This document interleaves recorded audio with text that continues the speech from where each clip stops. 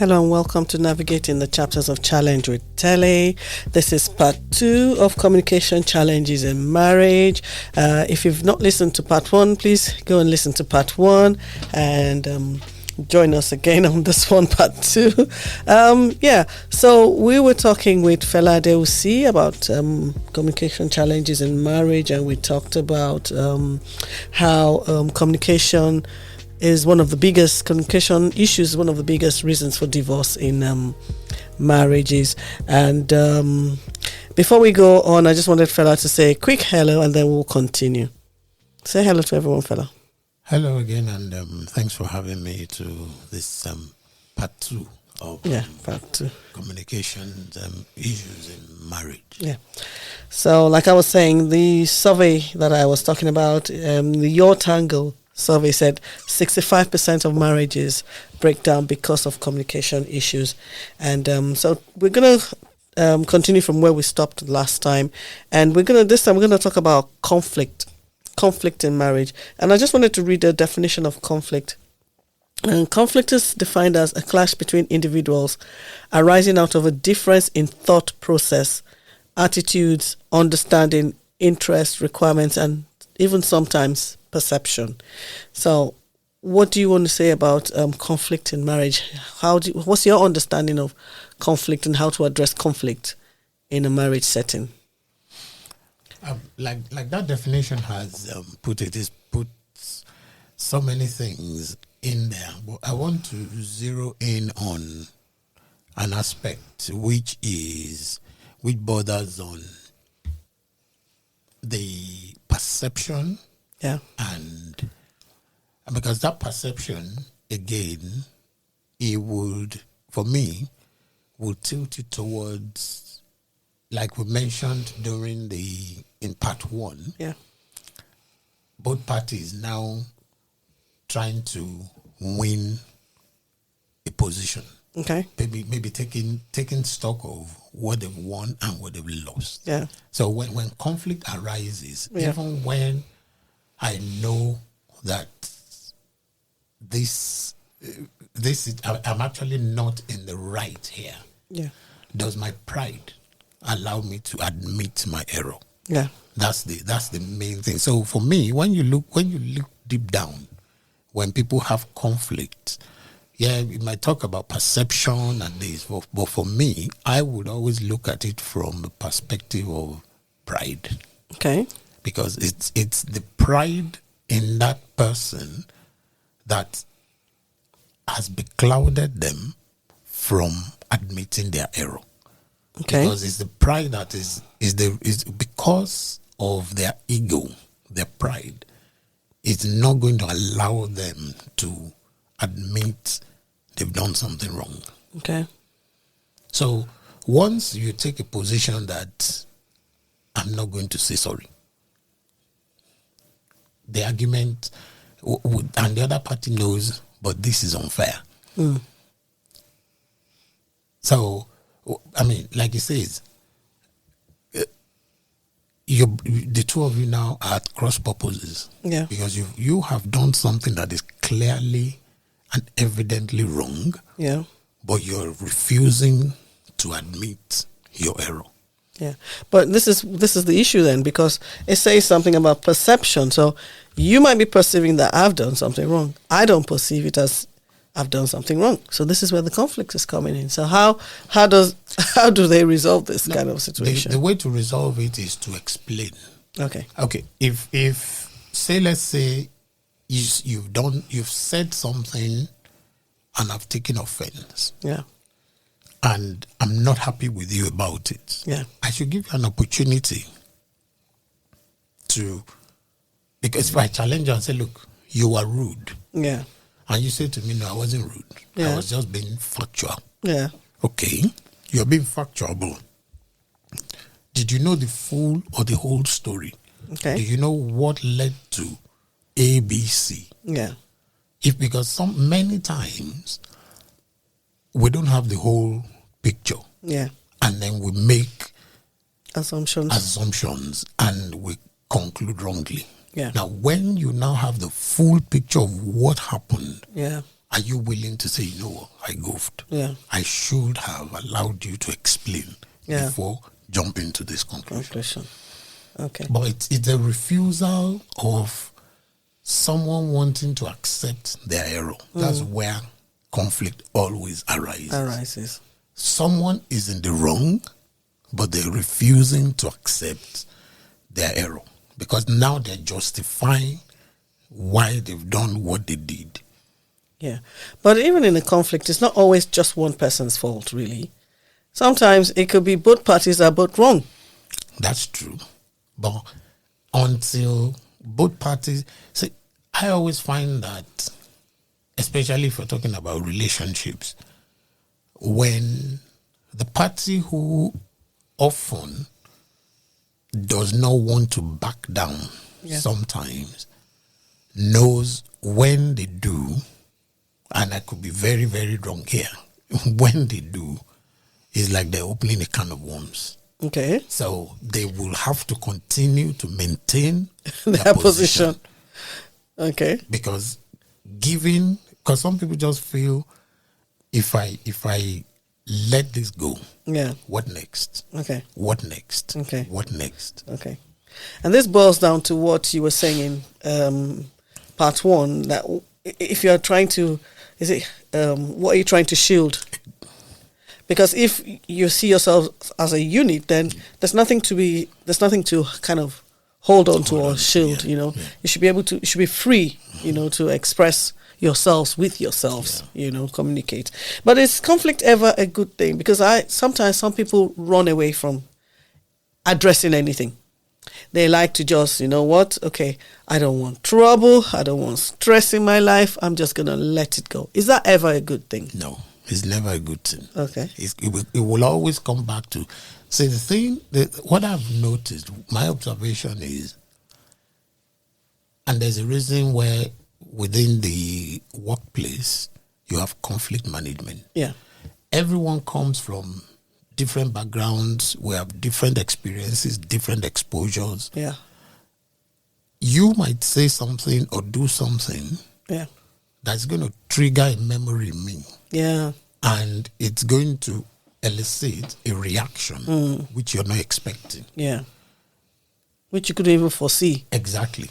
But when you come to understand where I'm coming from, because to you, what did I say? Yeah. But that's when you need to find out, hey, you know what? Can we talk? Yeah. Pull yourselves aside and say, look, what did I say wrong in this instant? Yeah. Someone asking that question is ready to make amends and understand what went wrong. Yeah. And the moment you say, look, you said this and this and this, is not so much of what you said, it's what this triggered. Okay. And that's what you got this reaction. Say, oh, I'm sorry, I never knew you had this kind of experience before. Okay. I will be careful or conscious when I'm dealing with this issue around you. That's all it takes. Conflict management, there will always be conflict. I mean, like they say, the tongue and the teeth cannot get rid of one another. Yeah. And yet the teeth will always bite the tongue. You won't say you're going to cut it because no. It doesn't always, but sometimes we'll bite. You will. At some point, you will bite your tongue at some point. But you have to live together. Yeah. Life is about a balance. Yeah. I don't like to use the word compromises. It's about, how do you say it? It's maybe it's about compromises, but you're letting some things go in order to have some things. But you're doing it from a strategic point of view? No. It's perspective of love. Okay. See, that's the thing with relationships. Yeah. Everything should emanate from the point of love. Okay. Christ died for us. What did we do? It's because he loved us. He loved us. And he gave. Yeah. So when we have conflicts, it's about each person letting... Because if you don't understand where the other party is coming from, you're never going to be able to address their issues or their questions or what they're dealing with. Yeah. And you cannot always hold your position. Yeah.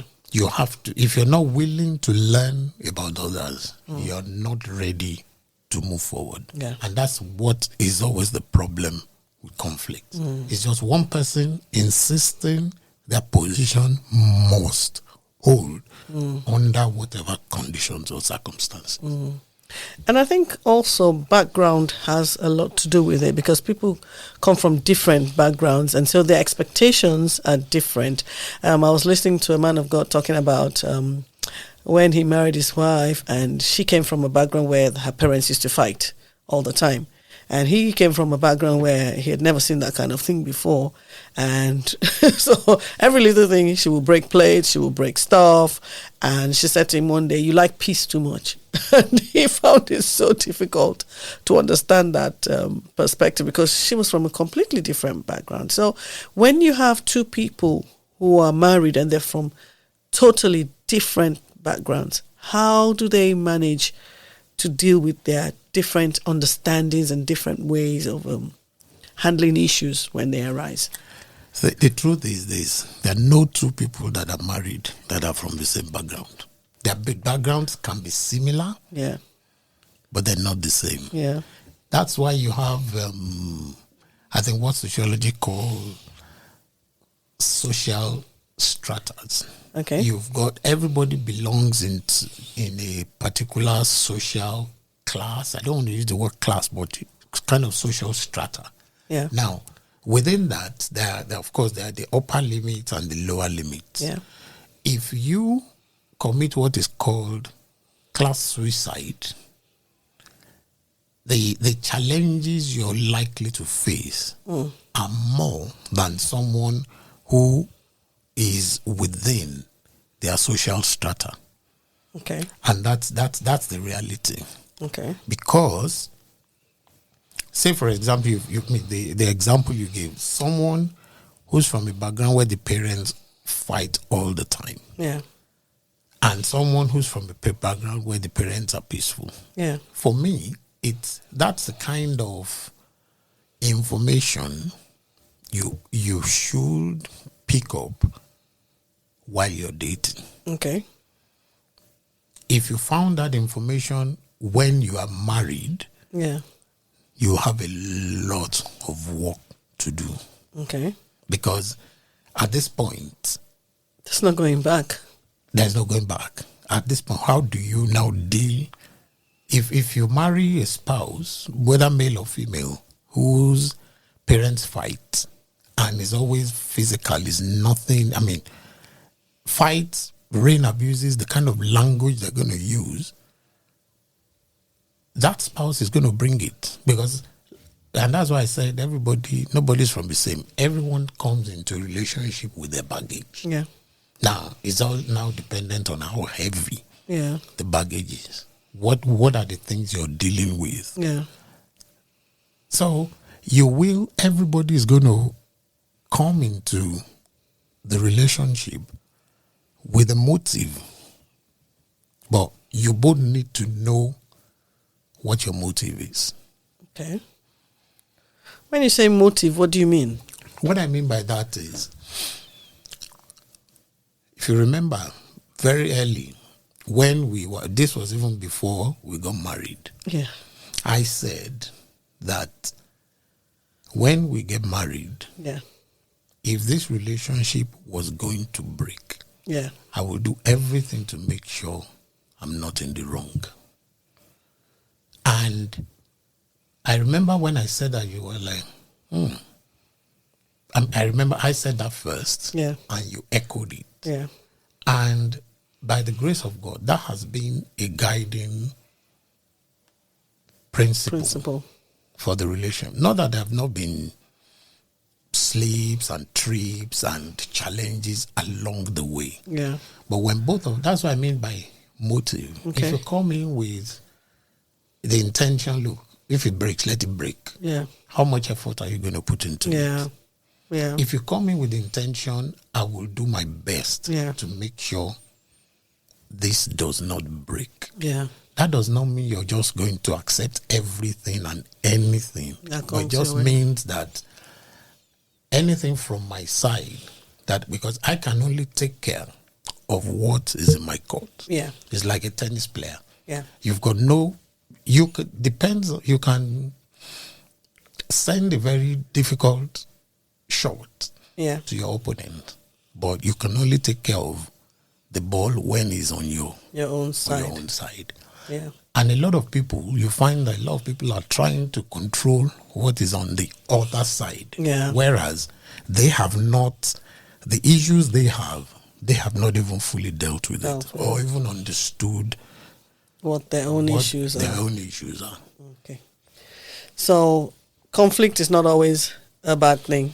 Conflict that is managed Yeah.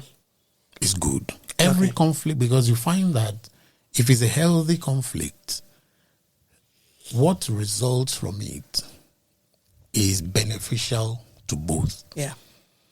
But it's unhealthy conflict that tears apart. Okay. Healthy conflict makes unions grow.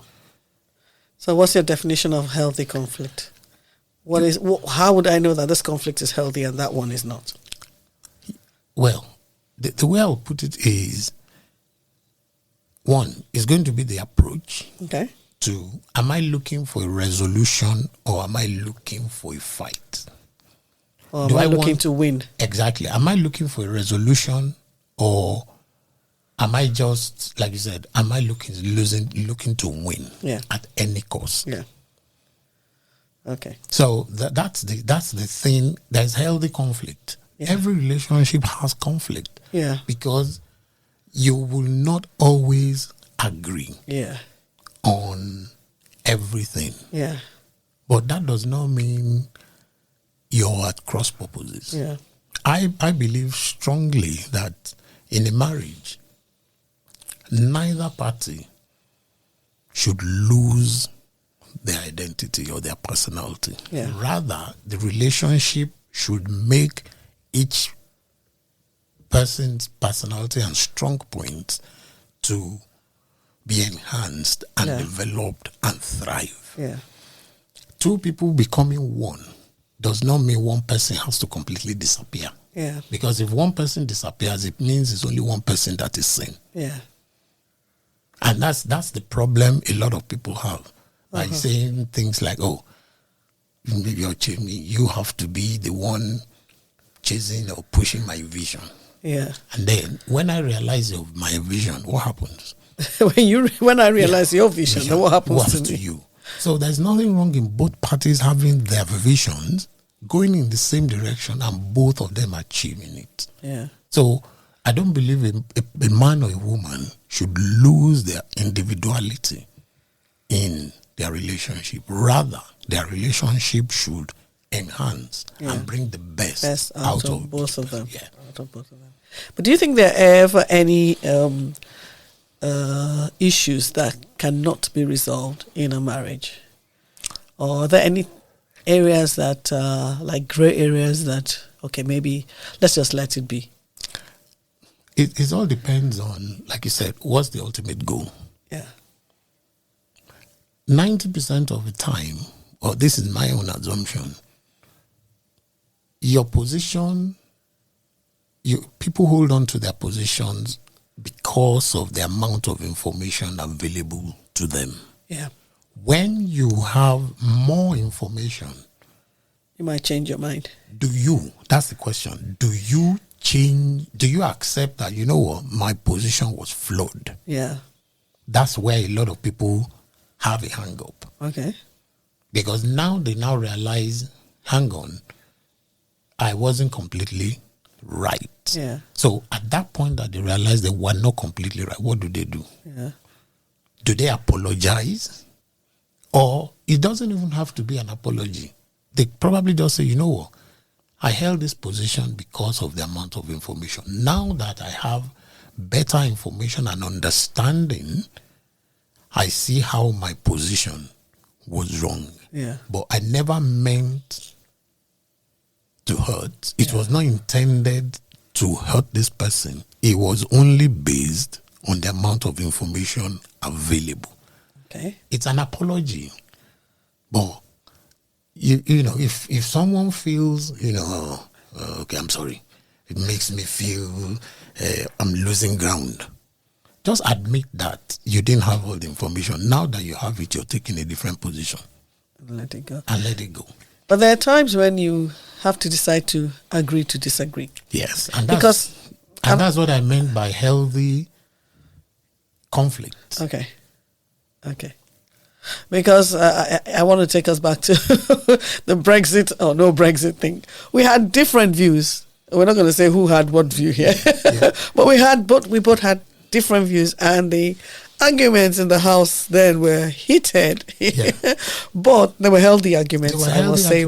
But we had different views, and we had to agree to disagree. And I think that's healthy. So it's not going to be every situation that you're going to come to agree. Yeah. Myself and my son, he supports Chelsea, I support Arsenal. And yourself and your son or our son? Our son. He's a Chelsea fan, I'm an Arsenal fan. Okay. I know some people that kind of situation cannot prevail. Yeah. How can my son support? And no. He's free to support a club he wishes to support. End of story. Yeah. It doesn't change anything. But that's where some people just feel if things are, like I said to you once, I was surprised when a colleague of mine said to me many years ago, he's Tottenham and I think the family, maybe Chelsea or something. And any time the two clubs were playing, nobody dared cross his path, especially if his club lost in the house. And I was like, so there's healthy conflict, and there are many unhealthy conflicts. You just have to deal with situations as they present themselves. Okay. So let's go away from the football, otherwise we're going to be here forever, and I'm not a football person, forgive me. That's okay. So we're going to move away from here. So in my research, I came across two things. I came across two syndromes. The walk-away wife syndrome and the miserable husband syndrome or irritable male syndrome. These are new things to me because I'd never seen this before. You might know about it, but I had never seen this before.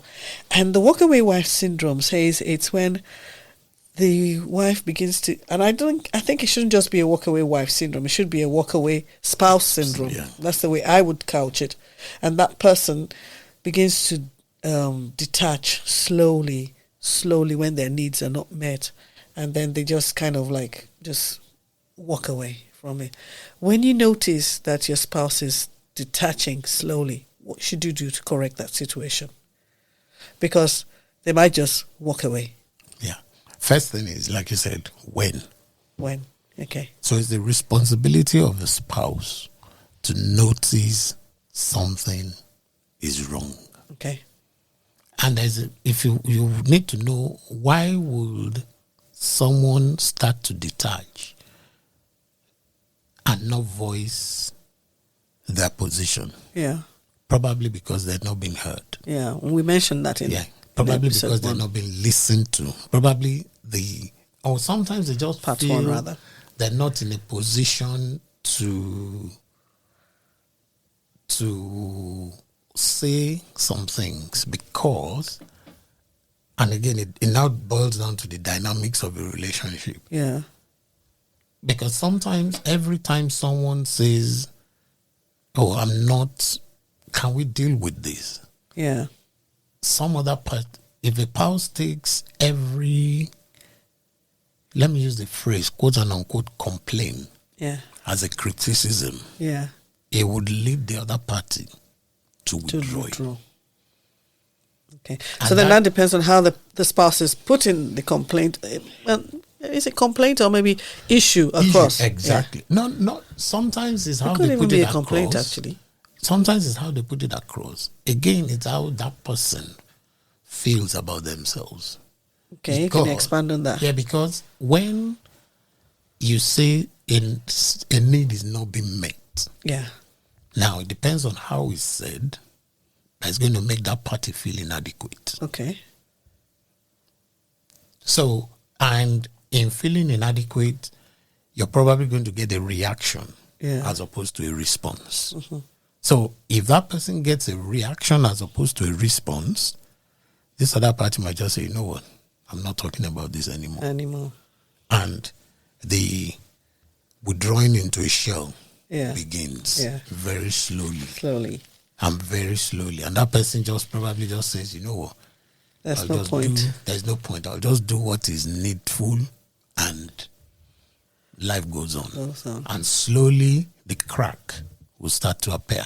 Okay. And start to. So when the spouse notices that, what should they be doing? They should address it. Yes, address it. You have to address. There's no point in sweeping anything under the carpet. You may not, addressing it does not necessarily mean there and then you find a solution. Yeah. But like the phrase says, or like the saying, a problem identified is half solved. Yeah. The next thing you're looking for now is, what is the solution that will be agreeable to both? But until you both agree that there's an issue to be talked about or dealt with, you're going to be at cross purposes. So just address the situation. No, you have to. Yeah, you have to first identify it. Yeah. Because until you identify it, you can't address it. Yeah. And I think some of the signs of walking away is when the person begins to become maybe cold, doesn't respond like they used to respond. They might just quiet. Yeah, become unusually quiet, you know. And those are symptoms. Yeah. Those are signs. And it takes a spouse who knows their spouse. Who even cares? Exactly. Now, you have to know. You have to care to know. Yeah. So if you don't really care, if your partner is just there as whatever to you, you're not even going to notice. Yeah. So the caring first, that's what is going to make you know something is amiss. Yeah. But okay, this is a bit trivial compared to what we're talking about. But some men don't even notice when their wives make their hair, when they put on a new dress, they don't notice. And that can make the wife begin to feel like, doesn't care, doesn't love me. You just have to forgive him. You are forgiven. You see, I mean, even though it sounds trivial, what is trivial to me might be important to the other person. Yes. And all it takes is, I need to know. I may not always get it right. Yes. I may not get it right many times. Yes. But I need to know this is important to this person. Yes. So it's the, I care enough to want to know. To know. That's what it takes. That's what it takes. So it just can be, it can be anything. If it bothers that person, you should pay a little attention. Yes. You may not, and all it needs is you being letting that person know, look, I'm not from this background. Yeah. It is not, I'm not doing this to hurt you. Yeah. I'm learning. Yes. And I would try. Yeah. But it doesn't mean tomorrow I won't get it wrong again. Yes. But just forgive me. What you just said reminds me of something is when we first got married, and because I'm from a background where my parents used to kiss one another at the door and all of that, and you're not from that background. And so when we first got married, I was like, why doesn't he do all these things? Why I would do it and you'd be like, okay, yeah. But he never did it in return. And I'm like, and some days I'll be like, this person, I'm the only one. And then other days I'll be like, okay, I'll try again. And then sometimes you respond, sometimes you wouldn't. And I used to get so frustrated. But it took me a while to realize, okay, we're from different backgrounds. And I remember he used to say to me, just give me time. I'm learning. I'm learning. I'll get there with time. Well, to God be the glory. We're still working on it. We're work in progress. Yeah, we're all a work in progress. Yeah, we're all a work in progress. Okay, so we've dealt with the walk-away wife syndrome just a little bit. We haven't really dealt with it in detail, but just like this show is just a few minutes, so we can't never deal with it all in one show. It's something that we'll continue to talk about from time to time if we have the opportunity. So I wanted to move on to the miserable husband syndrome or irritable man syndrome.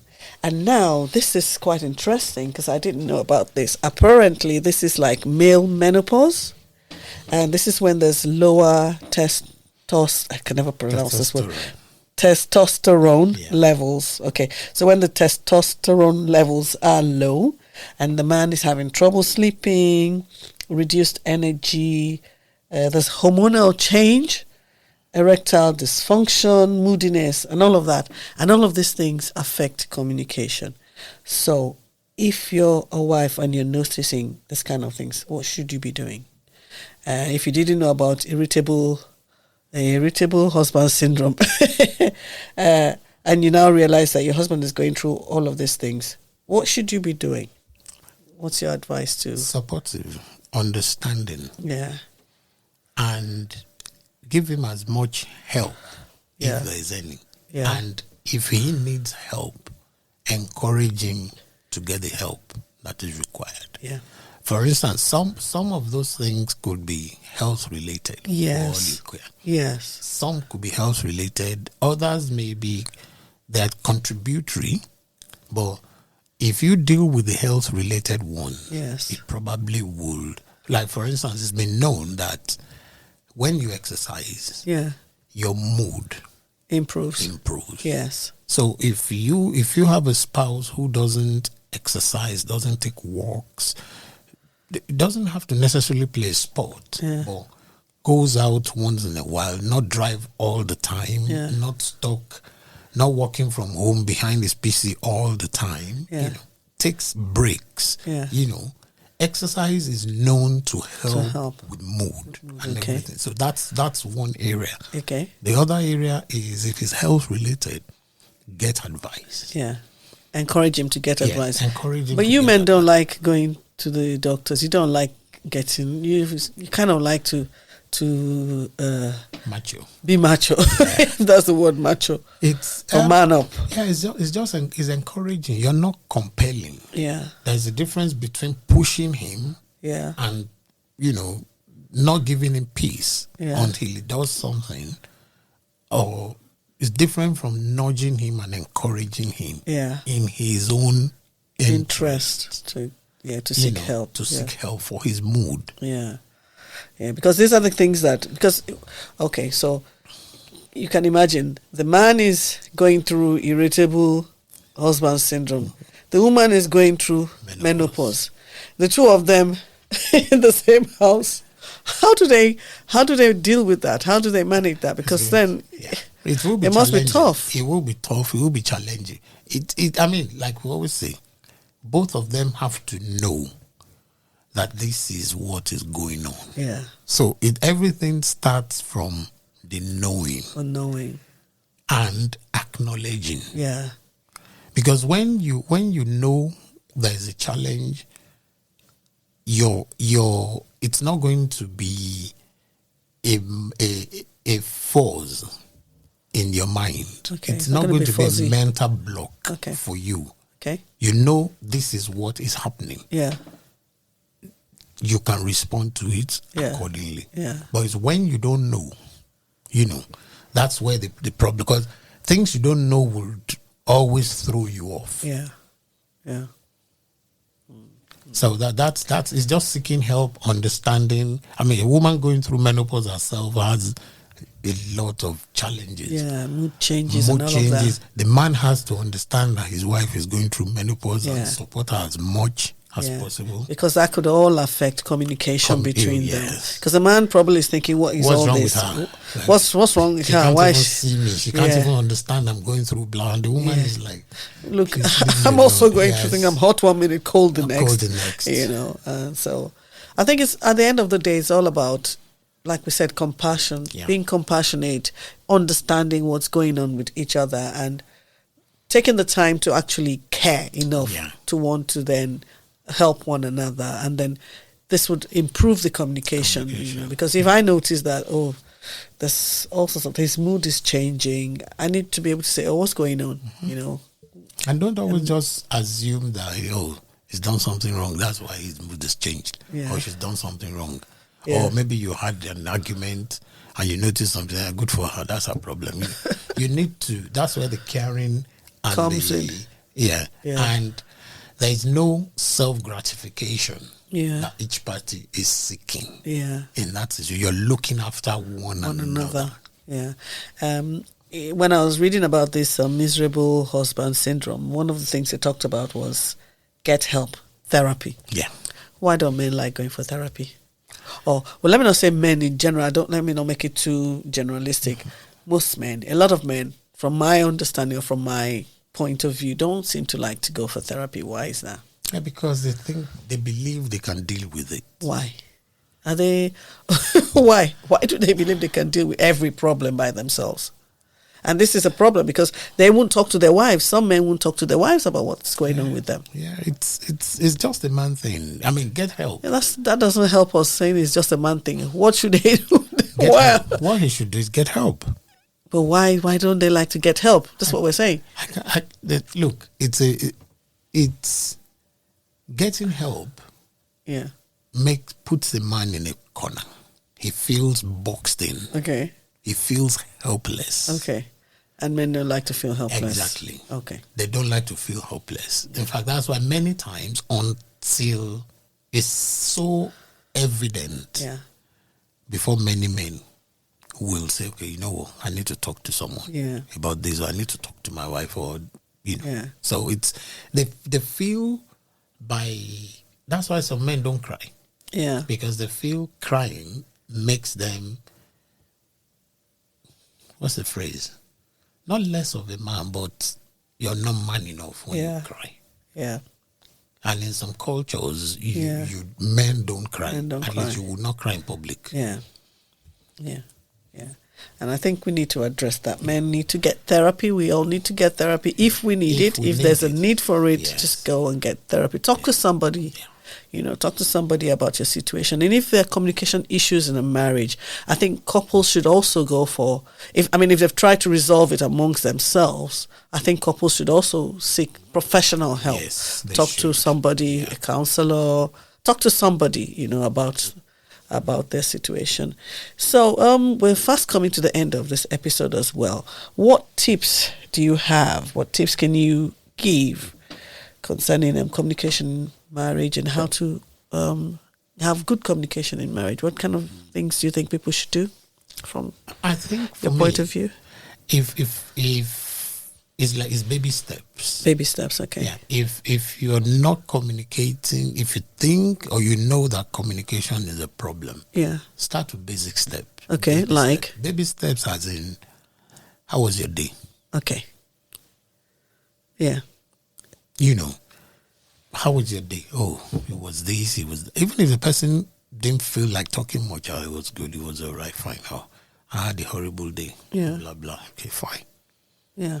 Then the next day, how was this? It's just about, being open and not being judgmental. Yeah. Because it's, again, many times you find that when you say poor communication, it never was like that. When they were dating, when they probably first got married, something... In most cases, something happened. Yeah. Now, when I say something happened, doesn't mean that there was a problem. It could have been a shift. Yeah. Something happened. Yeah. That communication started breaking down. Yes. So you need to go back to... You need to peel... It's like an onion. Yeah. Go to try and retrace your steps. Yeah. Where did this... start from? And what you just said about something, there was a shift, just dropped something in my mind. In marriages, one thing we don't realize is that there's seasons and we evolve. Yeah. The couple evolves. So you may be at a specific stage when you get married. In another 5 or 6 years, you might evolve. One person might evolve. Yeah. The other one might still be where they were when you first started and might catch up with you. Yeah. Or you might both evolve at the same time. So there's that changing scenarios in marriage. And all of these things can have an effect on the communication. Yeah. For instance, if you were both working in the office and high flyers and you come back and you talked about your day, blah, blah, blah, blah, and then maybe one person is no longer in that kind of setting, and then there's not much to now talk about, so it might bring a bit of a strain, but then you can work those things, you can work on them. And again, it depends on why that person, for instance, if the family decides they're not having children and one person now says, okay, you know what, I'll take a few years off. Yes. Now, this person has put a hold on their career. Yeah. The other party that is still moving has to be conscious of that. Yes. And be encouraging. Yes. Making that person realize, look, this is not a place you're going to be forever. Yes. It's just for a period. Yes, unless you choose to stay. While you're doing this, you could even do courses and whatever. Keep yourself abreast so that when you're ready to go back to work, it's all about is awareness of what's going on and the reasons why one person has dropped and one person is moving. Yeah. So it stems from both parties being interested and caring about one another. About one another, yes. Not just one person wanting to be, it's about me. Yeah, yes. Because that's what breeds resentment. Once resentment starts, the person has to start to withdraw. Yes. And I think also it's about being sensitive to one another and to what is going on around you and in the marriage and all of that. Okay. Any last words? Any word of hope? We always like to end this on a word of hope. Yeah. Any word of hope for people out there? There is hope for every relationship. Yes. There's hope for every marriage. Yes. It's one, we all trust in God to help us. Nobody knows how to do it. Yes, we all have to be sincere with ourselves. Yeah. Open with our spouses. Yes. Be ready to forgive and move on. Be ready to be vulnerable with one another. Yes. And if you permit me to say it, okay, it's good when it works. Yeah. But if you're in a relationship that you know is abusive and is not working, and you've done everything you can, seek help. And you may need to get out of it. Yes. Because it's only when you're sane and alive that things can work for you. Yes. So if you're in an abusive relationship, seek help. Seek help. Don't stay in it and suffer in it. Seek help. Seek help and do what's best for you. Yeah. Okay. Thank you so much for being with us. Part 1 and part 2 has been very insightful, very helpful. So thank you for being on the show once again. And we hope to have you again some other time. Thank you so much. Bye-bye. Bye. Wow. Thank you all for listening to us again. Been still nasally battling with a cold, but thank you all for listening, spending time with us on navigating the chapters of challenge, and I hope that this has been useful for somebody out there. And until we come your way again sometime soon, take care, God bless, bye-bye.